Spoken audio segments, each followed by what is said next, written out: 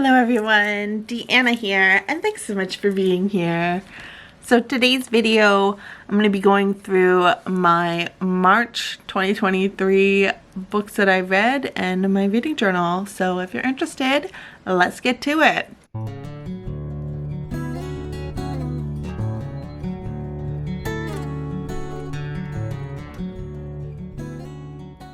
going to start here with the front main cover page for March. So here's our title page for March with the date and the books read kind of on some hexagon squares behind it, the hexagon shapes with a bit of like the metallic kind of feel, kind of shines a little bit in the light. It's like rose gold, which is really pretty against the green, which I thought was kind of fitting for March, for, you know, St. Patrick's Day, that kind of thing.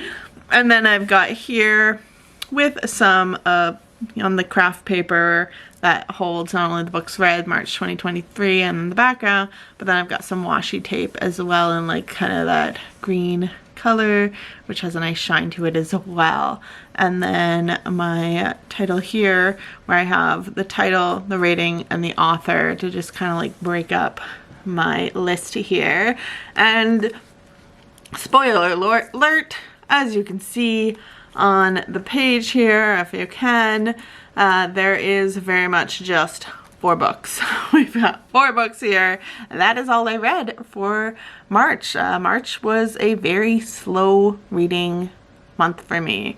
I'm hoping April I pick it up a bit, but March, yeah, that was a tough one to get through all the books, which is kind of wild because I had a vacation in March, so you think that would have been spent just laying around and reading, but other than I did do a little bit of that, it just didn't happen as much as I kind of wanted. I think I focused on some other hobbies and some other things instead, and relaxing in different ways, but that's okay. Sometimes it's okay to have a bit of slower months, and I mean 4 books is still pretty great. I mean, even if I have just 1 book read a month, that's awesome. That's something to be grateful for. So no shame in just 4 books, especially as that's probably about my average. There's sometimes where I'm much more and there's sometimes where I'm much less, so 4 books is pretty good. Thank you very much. So the books that I read, just to kind of go through them, and I'll go through all the spreads that I made, was the duology Strange the Dreamer and Muse of Nightmares. Then I had Malibu Rising, and finally for my book club pick, The Tattooist of Auschwitz. Apologize if I mispronounced that, but that was definitely the 4 books that I read. The book club read was probably the heaviest book to read, even though it was probably the smallest book, but it definitely had the heaviest kind of theme and story going on to it, considering that it was about the Holocaust. So probably put me a little bit in that reading slump for March, but that's okay. And then I had a quote here because I feel like I'm just in a bit of a quotey vibe, and not even like a quote from any books I read, but just like a quotey vibe that kind of maybe sums up the month, or kind of like goes with the theme for the month maybe. And this one I kind of leaned into a bit of the luck of the Irish here, and kind of using the term lucky, and a pretty good quote that I really loved when I found it, which is, if you are lucky enough, here, I'll move it so you can maybe see it a little better. If you are lucky enough to find a way of life you love, you have to find a way to find the courage to live it. And that was Bette Davis who said that. And for anyone who's not familiar, not that I'm super familiar, but just a little background on who Bette Davis is. She was an actress who lived from about early 1900s. I believe it was about 1908 was her birth year to 1989. So she lived for that time period, and she was a pretty infamous actress, I would say, Bette Davis. She was in quite a few productions. I believe she was credited for like 100 works, though I don't know if that was all her actress work or maybe if that was a contribution to something else as well. But Bette Davis was someone who very much was, I believe, through that kind of like black and white era, very much. Probably, maybe my mom would even know more of who she is and would recognize very much the name Bette Davis, but that was wonderful Bette Davis. And I just really like that quote because, yeah, if you are lucky enough to find a way of life that you love, or like to find a way to live doing what you love, then you just have to be courageous enough to pursue it and courageous enough to live it.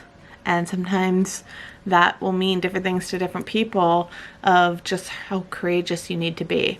So I hope you have the courage to live the life that you love.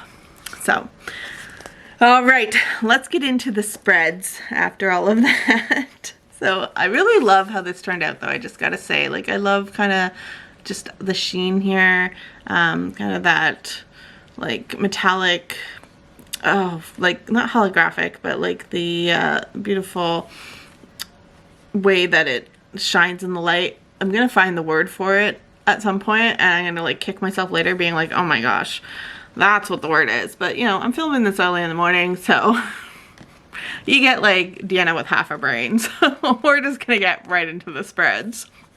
And we're gonna get into the first spread, which was my Strange the Dreamer spread.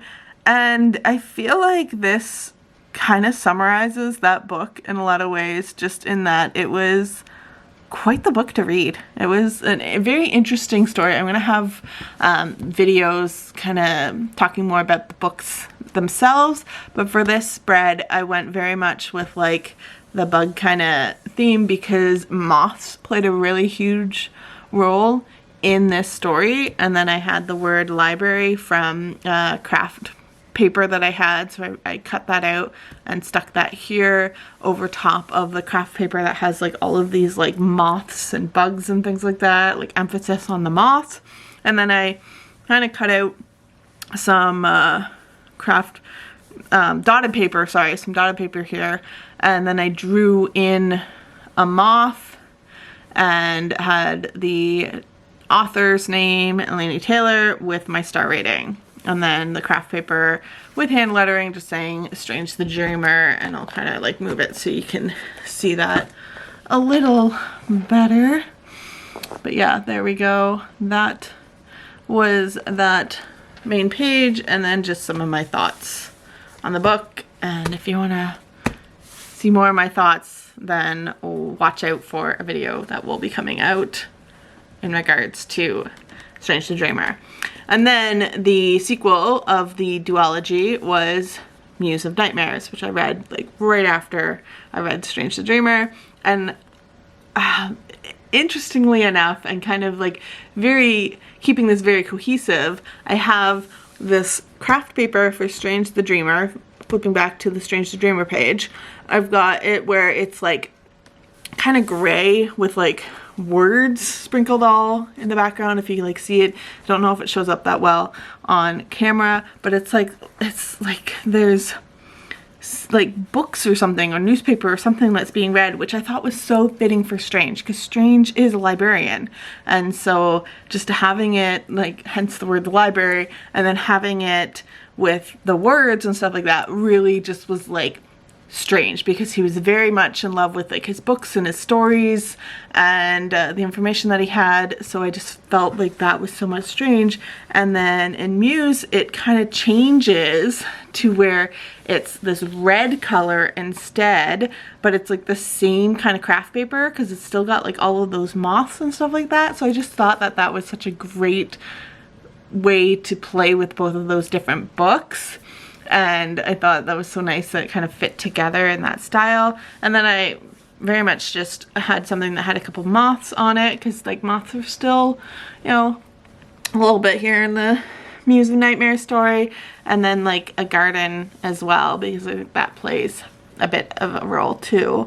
And my shot attempt at drawing some kind of bird, it was kind of supposed to be an eagle, but it's not really looking that much like an eagle. But hey, you know what, it's a big majestic looking bird.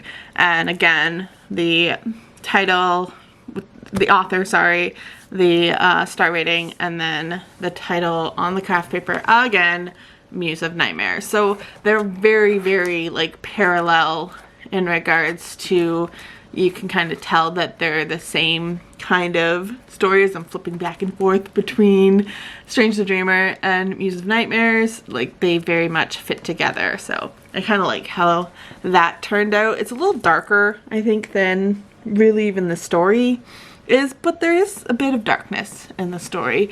And if you have not read Strange the Dreamer and Muse of Nightmares, I highly recommend it. I had an absolutely wonderful time reading those two stories. They were incredible.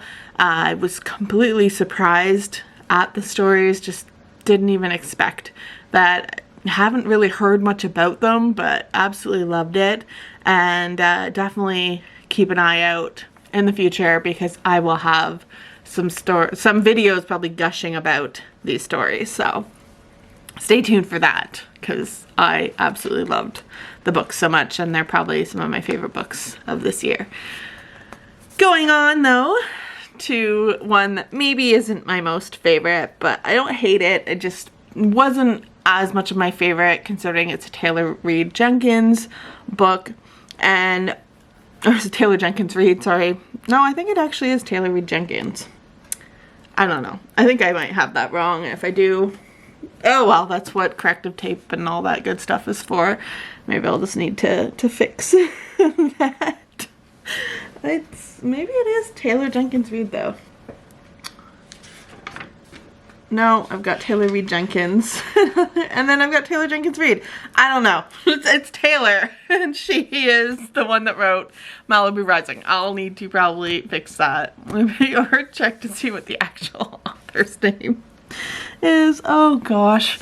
But Malibu Rising, getting to that story. I'm not going to get too much in depth, because that's what book review videos are for, but for the actual spread, I very much wanted to play into like the Malibu kind of theme. So we've got a bit of that beachy kind of theme with like the craft paper that I used, where it's like craft paper that kind of is beachy vibes. Like, this very much looks like it's supposed to be a beach, and considering it came in a craft pack that is very much like summer kind of colors and summer kind of themes, think very much it's supposed to be a beach, because you've got like the white kind of yellow sand here, and then you've got it transitioning up to like a darker kind of blue, and then like a lighter blue to where the sky with the clouds would be. So this was all one sheet, and I kind of broke it up to like make it a bit more something that you could see both sides, because they're big sheets of craft paper that I rip up. So I made them fit there, then have black craft paper with some white gel pen ink to write out Malibu Rising, and then to have my little audio book symbol, because I did listen to this through audiobook, and that is just how I recommend a lot of these Taylor Reid Jenkins books to be read, because her books are very much something that it's easy to get a bit submersed into, and almost listen to them like a little bit like memoirs in a way. They're very interesting, because at least the three so far that I've read, especially the Seven Husbands of Evelyn Hugo and Daisy Jones and the Six, those two very much are like supposed to be based on like real famous people, and they're doing like interviews and stuff like that, so it's really cool to listen to them. And then this one, she changed the way that it was written, in the way that it wasn't like an interview. It wasn't two people talking or anything like that. It's very much a story. It is very much a story, but it's supposed to be about people that are kind of connected to those worlds, to the Evelyn Hugo, and even a little bit of Daisy Jones and the Six, just kind of in regards to the universe of these books and things. So I thought that was kind of interesting reading about it, and you hear some familiar names in the story and things like that. The story itself, again, was more of like an actual story. It kind of felt more like a fictional tale than the other ones that felt very real. So that's probably why I didn't quite enjoy it as much, because I tend to like my audiobooks to be more of the kind of tales of like memoirs and things like that, because I find them easier to listen to through audiobook. When it comes to stories with like actual plot lines, and try to follow along like sequence of events and things like that in like an actual fictional tale, sometimes it's hard for me to listen to it, because I tend to like to reread my books when I've stepped away for a minute and had to come back. I like to read the last couple pages to see where I am. I find that a little harder to do in audiobook, because I feel like I get lost, or I'm like, where am I? So that's kind of a me thing. It does make it a bit easier when it's like facts, or like someone just telling their story instead of an actual like fictional story where I gotta keep track of the plot and all that good stuff. So yeah, that's a me issue, but I think it did make it a little harder sometimes for me to follow along exactly what was happening. And I think this one would have been one that I would have loved to actually like sit down and more cozy up with. Maybe I would have connected with the characters more. Getting way too much into like an actual review. If you want to hear what I thought about the book, check out my book review. It's just kind of why it's not a 5-star read for me. It wasn't a 5-star read, and it was more because of those points. But other than that, I also kind of added a little color to this spread and kind of playing into the theme of the book by doing a couple surfboards here and kind of gluing those in. So I made those myself, if you couldn't tell. And I kind of just like glued those in, so I just had a little fun with that. And then my thoughts on the book as well, which you probably were reading maybe as I was rambling on. So maybe you've already gotten a little bit of a sneak peek into the book. And if you want to learn more, check out my book review on it. But yeah, I like how this looks though. It still looks really pretty to me. And then my final book that I read, which was probably the hardest book to read, even though it was like the smallest book. So it's this little one right here, which I still have to record even a video for this one, so I haven't even got my thoughts all out on this other than what I've written down. So this one here was just a bit of a heavier book, so I didn't want to make too much of like pretty spread, or like it's hard sometimes when it's such a serious subject matter of how do you portray that onto a reading journal. And in my old reading journal, I probably would have just had like one box and just laid out some of my thoughts, but I did think, you know what, let's kind of give it its whole spread, just like I have with every other book. I don't want to, you know, have any kind of different in that regard. I kind of played into like the blue and like the off kind of white stripes here, like the way that it is in the book. They're much thicker obviously on the book than what I've got in the cover, in the craft paper, sorry, that I had found in the craft paper that I have. I have quite a few stacks of craft paper, but love getting them from the dollar store.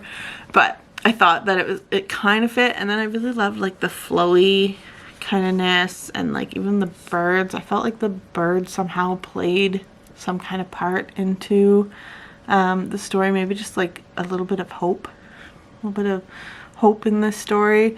And I liked the way this looked, but it wouldn't fit horizontally, so I did it like vertically instead, going up the page. And I don't know how well I can show you this, but there we go. That's probably a little better to see it.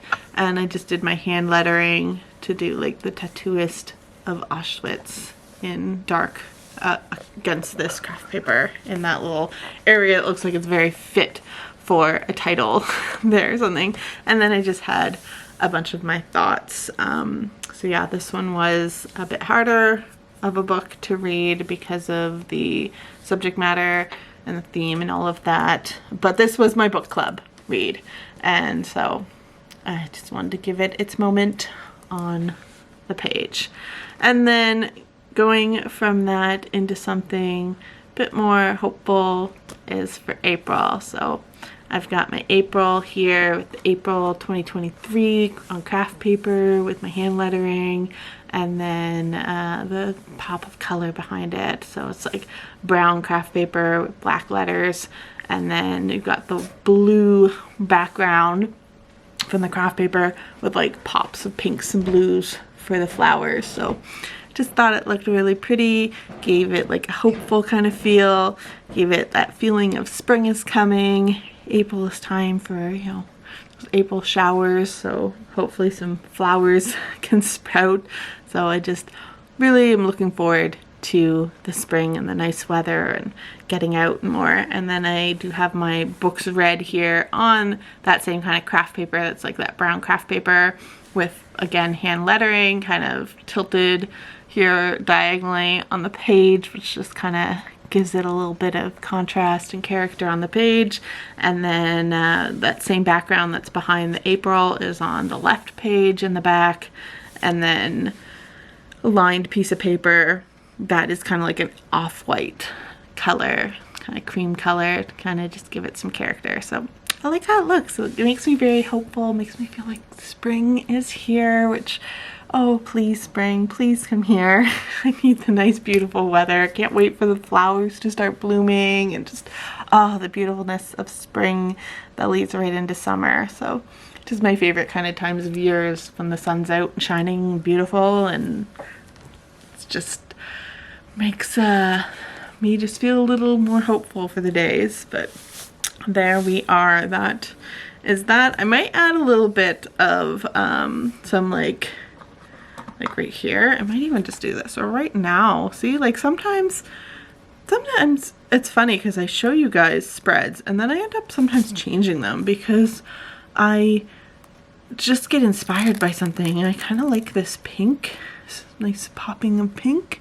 So maybe I'll just do like a nice little pop of pink right like that, and look at that. And then I just rip it off, and if it doesn't rip like this, then what I actually do, which is a great hack that I discovered,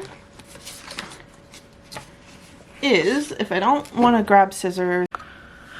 Okay, well, I don't know where I left off. I am very sorry, but my camera ended up, my memory card was full, so I ended up getting cut off in the middle of what I was saying, so I don't know where this left off. So this might be a jump from somewhere in the video. Hopefully I at least got through all the books, because I don't even know when it stopped recording. So, oh gosh, the joy sometimes. So here it is. I ended up, I think you cut off while I was talking about maybe adding this pretty little piece of washi tape there, and my little secret hack about using a ruler to make it a nice little cut right there. So that's my hack. Sometimes if I don't have scissors, I don't want to get scissors, and I just want to rip a little bit of washi tape, I get a ruler and I just line it up where I want it cut, and then I just rip and pull, and it makes pretty nice straight line as well. So there we go, and that's it. That's my April. I'm really looking forward to filling that up because I think it looks so pretty. I'm really loving how the colors just really are so pretty and so spring-like. But that was it. So let me get on back to our March cover here. I still really love how March looks too. I just love like how nice they look, how clean they look, how pretty. But that's it. That was my March reads. I hope you enjoyed the video and just kind of me just kind of chatting about some of the material I used, or maybe, you know, why, or anything like that, or just my little flip through of my monthly reading journal. So that's pretty much that for March.